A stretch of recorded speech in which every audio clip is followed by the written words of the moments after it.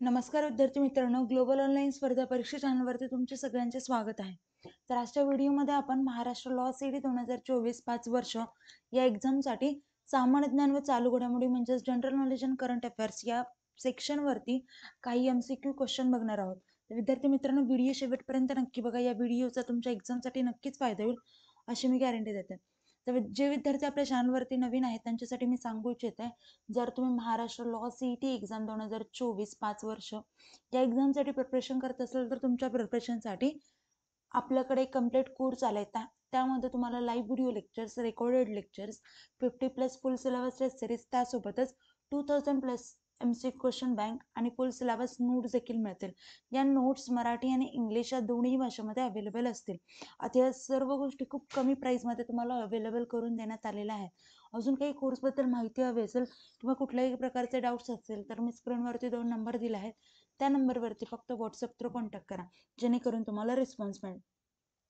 एकदा का तुम्ही आमच्या व्हॉट्सअप ग्रुप कोर्स जॉईन केला त्यानंतर तुम्हाला आमच्या व्हॉट्सअप ग्रुपवर देखील ॲड केले जाईल, जिथे तुम्ही तुमच्या एज्युकेटर्सशी पर्सनली कॉन्टॅक्ट करू शकाल. पहिला प्रश्न आहे, मे 2024 मध्ये राष्ट्राध्यक्ष इब्राहिम रईसी यांचे हेलिकॉप्टर कोसळून निधन झाले आहे. ते कोठे परतत होते? तर पहा, वेगवेगळे 4 ऑप्शन्स आहेत. तेहरान येथील एक राजनैतिक बैठक, सेकंड आहे अझरबैजानशी संलग्न असलेल्या इराणच्या सीमेवरील भेट, थर्ड आहे बगदाद येथील एक परिषद आणि फोर्थ आहे शिराज येथील एक तपासणी फेरी. तर ते करेक्ट ऑप्शन असेल ऑप्शन बी, ते म्हणजे अझरबैजानशी संलग्न असलेल्या इराणच्या सीमेवरील भेट. तर विद्यार्थी मित्रांनो, मे 2024 मध्ये राष्ट्राध्यक्ष इब्राहिम रईसी यांचे हेलिकॉप्टर कोसळून निधन झाले. ते अझरबैजानशी संलग्न असलेल्या इराणच्या सीमेवरील भेटीवरून परतत होते. चला आता नेक्स्ट क्वेश्चन पाहू. कोणत्या देशाने नुकतेच जगातील पहिल्या हाय स्पीड 6G उपकरणाच्या अध्याय नमुन्याचे अनावरण केले आहे? इथे पहा, वेगवेगळे ऑप्शन्स आहेत देशांचे. फर्स्ट आहे दक्षिण कोरिया, सेकंड आहे चीन, थर्ड आहे जपान आणि फोर्थ आहे अमेरिका. तर इथे करेक्ट ऑप्शन असेल ऑप्शन सी, ते म्हणजे जपान.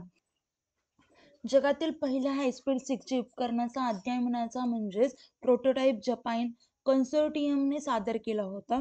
हे उपकरण 100 गिगाबाइट्स प्रति सेकंद इतक्या स्पीडने कार्य करतो, जे विद्यमान 5G तंत्रज्ञानापेक्षा लक्षणीय आहे. हा वेग 5G पेक्षा 20 पट जास्त आहे, ज्याचा सैद्धांतिक कमाल वेग 10 गिगाबाइट्स प्रति सेकंद इतका होतो. हे उपकरण 300 फुटांपेक्षा जास्त घरामध्ये प्रभावीपणे कार्य करते. हे हाय स्पीड डेटा ट्रान्सफर राखण्यासाठी घराबाहेर 300 GHz बँड वापरते. वाढलेला वेग, रिअल टाइम हॉलोग्राफिक कम्युनिकेशन आणि इमर्सिव्ह व्हर्च्युअल रियालिटी अनुभव यासारखे प्रगत तंत्रज्ञान सक्षम करू शकतो. चला विद्यार्थी मित्रांनो, आता पुढचा प्रश्न पाहू. मे 2024 मध्ये सागरी भागीदारी सरावासाठी मनिला येथे आलेल्या भारतीय नौदलाच्या पूर्व ताफ्यात हे जहाज नव्हते. तर आपल्याला पहा, वेगवेगळ्या 4 जहाजांचे ऑप्शन्स आहेत. फर्स्ट आहे INS दिल्ली, सेकंड आहे INS शक्ती, थर्ड आहे INS राजपूत आणि फोर्थ आहे INS किल्तान. तर करेक्ट आन्सर आहे विद्यार्थी मित्रांनो याचा पहा INS राजपूत. तर सागरी भागीदारी सरावासाठी मनिला येथे पोहोचलेल्या भारतीय नौदलाच्या पूर्व ताफ्यात INS दिल्ली, INS शक्ती आणि INS किल्तान या जहाजांचा समावेश होता. ही जहाजे भारत आणि फिलिप्स मधील सागरी सहकार्य मजबूत करण्यासाठीच्या सामाजिक तैनाची एक भाग होती. INS दिल्ली, INS शक्ती आणि INS किल्तान ही मनिला येथील सागरी भागीदारी सरावात सहभागी होणारी जहाजे आहेत. चला विद्यार्थी मित्रांनो, तर नेक्स्ट क्वेश्चन पाहू. बिबट मांजरी संदर्भात खालील विधाने विचारात घ्या. फर्स्ट आहे बिबट मांजर मूळचे दक्षिण, आग्नेय आणि पूर्व आशियातील आहेत. सेकंड आहे रानमांजरीनंतर ही भारतातील दुसरी सर्वात सामान्य लहान रानमांजर आहे. थर्ड आहे बिबट मांजरीचे संपूर्ण मध्य भारतात मोठ्या प्रमाणात वावर आहे. आणि आता हे वरती 3 सेंटेन्स दिले, तर वरीलपैकी किती विधान किंवा विधाने योग्य आहेत असं विचारलंय. फक्त 1, फक्त 2, सर्व 3 आणि एकही नाही. तर त्याचं करेक्ट ऑप्शन असेल ऑप्शन बी, ते म्हणजे फक्त 2 विधाने हे करेक्ट आहे. तर महाराष्ट्रातील पेंच येथे नुकताच प्रियनायलुरस बेंगलेन्सिस हा बिबट आढळून आला असून मध्य भारतात या प्रजातीचे प्रथमच दर्शन झाले आहे. तर विद्यार्थी मित्रांनो, त्या बिबट मांजर हे काय असतात त्याची माहिती बघूया. बिबट मांजर ही प्रत्यक्षात दक्षिण आग्नेय आणि पूर्व आशियातील आहे, म्हणून फर्स्ट सेंटेन्स हे करेक्ट आहे. सेकंड जे आहे ते राजमांजरी नंतर ही भारतातील दुसरी सर्वात सामान्य लहान रानमांजर आहे, ते देखील सेंटेन्स करेक्ट आहे, म्हणून सेकंड ऑप्शन देखील करेक्ट आहे. बिबट मांजर सामान्यतः मध्य भारतात आढळत नाही, ते प्रामुख्याने ईशान्य भारत, उत्तर हिमालयीन राज्य, पश्चिम बंगाल, ओडिसा आणि पश्चिम घाटाच्या प्रदेशांपुरती मर्यादित आहे, म्हणून थर्ड सेंटेन्स हे चुकीचं आहे. ओके. हे मांसाहारी लहान सस्तन प्राणी, पक्षी, सरीसृप आणि कीटक यांची शिकार करतात. तर विद्यार्थी मित्रांनो, म्हणून त्या फर्स्ट आणि सेकंड ऑप्शन हे सेंटेन्स हे करेक्ट आहेत, म्हणून ऑप्शन बी हा करेक्ट असेल. फक्त 2 सेंटेन्स करेक्ट आहेत. चला तर पुढचा प्रश्न पाहू.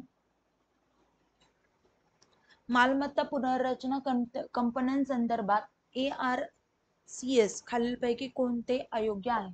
तर इथे पहा, वेगवेगळे 4 ऑप्शन्स आहेत. ही एक विशेष प्रकारची वित्तीय संस्था आहे जी बँक कर्जदारांना परस्पर मान्य मूल्यावर खरेदी करते. सेकंड ऑप्शन आहे ICICI बँक, भारतीय स्टेट बँक आणि IDBI ने स्थापन केलेले ARCL ही पहिली ARC होती. थर्ड ऑप्शन होता PJ नायक समितीने याची शिफारस केली होती. आणि फोर्थ आहे RBI बिगर बँकिंग वित्तीय कंपन्या म्हणून ARC चे नियमन करते. तर इथे करेक्ट ऑप्शन असेल तो म्हणजे ऑप्शन सी. तर PJ नायक समितीने याची शिफारस केली होती. तर मालमत्ता पुनर्रचना कंपन्यांसंदर्भात PJ नायक समितीने यांची शिफारस केली होती, हे विधान हे अयोग्य आहे. तर विद्यार्थी मित्रांनो, दिवाळखोर कंपन्यांच्या थकबाकीदार प्रवर्तकांना मागच्या दराने प्रवेश देण्यासह अनैतिक व्यवहार केल्याच्या विविध आरोपांच्या पार्श्वभूमीवर भारतीय रिझर्व्ह बँकेने म्हणजेच RBI ने मालमत्ता पुनर्रचना कंपन्यांना, ज्यांना आपण ARCS असं म्हणतो, तर त्या प्रशासनावर लक्ष केंद्रित करण्यास आणि व्यवसाय करताना नैतिक आचरणाचे पालन करण्यास सांगितले आहे. चला तर पुढचा प्रश्न पाहू. LTTE ही संघटना खालीलपैकी कोणत्या देशाशी संबंधित होती? तर पहा, आपल्याकडे वेगवेगळ्या 4 देशांचे ऑप्शन्स आहेत. फर्स्ट आहे नेपाळ, सेकंड आहे अफगाणिस्तान, तर आहे बांगलादेश आणि फोर्थ आहे श्रीलंका. तर याचं करेक्ट ऑप्शन असेल ऑप्शन डी, ते म्हणजे श्रीलंका. तर विद्यार्थी मित्रांनो, Tamil tigers and liberation tigers of Tamil इलम, ज्याला आपण LTTE, ही एक गमिनी संघटना होती जिने उत्तर व पूर्व श्रीलंकेत स्वतंत्र तमिळ राज्य इलम स्थापना करण्यास प्रयत्न केला होता. चला तर पुढचा प्रश्न पाहू. विविध देशांचे वर्गीकरण करताना जागतिक बँकेने कोणता मुख्य निकष वापरला आहे? इथे पहा, वेगवेगळे 4 ऑप्शन्स आहेत. सकल राष्ट्रीय उत्पन्न, सेकंड आहे एकूण राष्ट्रीय उत्पन्न, थर्ड आहे दरडोई उत्पन्न आणि फोर्थ आहे सकल देशांतर्गत उत्पादन. तर ते करेक्ट ऑप्शन असेल ऑप्शन सी, ते म्हणजे दरडोई उत्पन्न. तर विविध देशांचे वर्गीकरण करताना जागतिक बँकेने दरडोई उत्पन्न मुख्य निकष वापरला आहे. चला आता पुढचा प्रश्न पाहू. पैशाची मागणी आणि पुरवठा नियंत्रित करण्यासाठी डॅशचा वापर केला जातो. इथे पहा, वेगवेगळे 4 ऑप्शन्स आहेत. फर्स्ट आहे पतनियंत्रण, सेकंड आहे खर्च नियंत्रण, थर्ड आहे समभाग नियंत्रण आणि फोर्थ आहे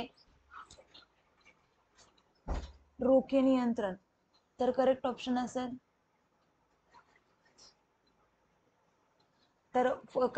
असेल ऑप्शन ए, ते म्हणजे पतनियंत्रण. तर पैशाची मागणी आणि पुरवठा नियंत्रित करण्यासाठी पतनियंत्रणचा वापर केला जातो. चला आता नेक्स्ट क्वेश्चन पाहू. खालीलपैकी कोणी अकबरच्या कारकिर्दीचा अकबरनामा नावाचा इतिहास लिहिला होता? इथे पहा, वेगवेगळ्या 4 याचे ऑप्शन्स आहेत. फर्स्ट आहे मिया तानसेन, सेकंड आहे दोडर मल राजा, थर्ड आहे बिरबल आणि फोर्थ आहे अबुल फजल. तर याचं करेक्ट ऑप्शन असेल ऑप्शन डी, ते म्हणजे अबुल फजल. तर अकबरनामा जे अकबराच्या पुस्तकात 1556 ते 1605 यामध्ये भाषांतरित होते. तिसरा मुघल सम्राट त्याच्या दरबारी इतिहासकार आणि चरित्रकार अबुल फजल यांनी लिहिला होता. हे मूळतः पर्शियनमध्ये लिहिले गेले होते, जी मुघलांची दरबारी भाषा होती. तर अकबरच्या कारकिर्दीत त्याच्या जीवनाचे आणि काळाचे ज्वलंत आणि तपशीलवार वर्णन या पुस्तकात आहे. पुस्तकाचा हा पहिला खंड हा अकबराचा जन्म, तैमूरच्या घराण्याचा इतिहास आणि बाबर आणि हुमायून यांच्या राजवटीचा आणि दिल्लीच्या सुरी सुलतानांशी संबंधित आहे. दुसऱ्या खंडात 1602 पर्यंत अकबराच्या कारकिर्दीचा तपशीलवार इतिहास वर्णन केला आहे आणि अकबराच्या कारकिर्दीच्या घडलेल्या घटनांची नोंद देखील आहे. बैराम खान आणि अकबर यांनी हिमूविरुद्ध पानिपतची दुसरी लढाई 1556 कशी जिंकली यावरही प्रकाश टाकला आहे. अकबरनाम्याच्या तिसऱ्या खंडात साम्राज्याच्या प्रशासकीय व्यवस्थेचे वर्णन देखील केले आहे. यात अकबराचे घराणे, सैन्य, महसूल आणि मुघल साम्राज्याच्या भूगोल यांचाही समावेश केला आहे.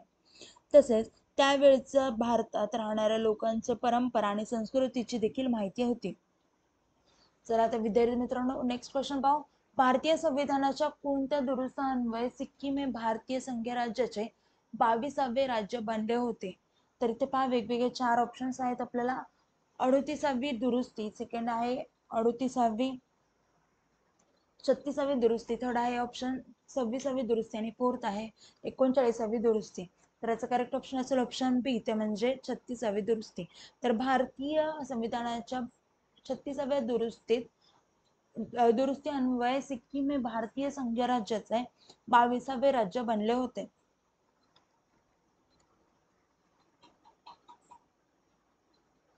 चला तर पुढचा प्रश्न पाहू.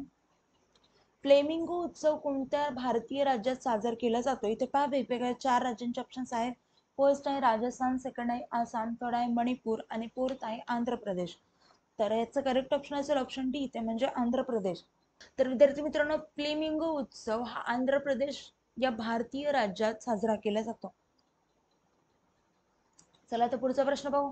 मुघल साम्राज्याची राजधानी म्हणून फतेहपूर सिक्रीची स्थापना खालीलपैकी कोणी केली होती? पहा वेगवेगळ्यांचे ऑप्शन्स आहे. बाबर, सेकंड आहे हुमायूं, थर्ड आहे जहांगीर आणि फोर्थ आहे अकबर. तर याचं करेक्ट ऑप्शन असेल ऑप्शन डी, ते म्हणजे अकबर.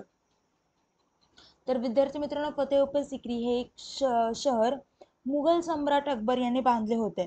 त्याने या शहराची राजधानी म्हणून निवड केली होती, परंतु पाण्याच्या कमतरतेमुळे त्यांना शहर सोडावे लागले.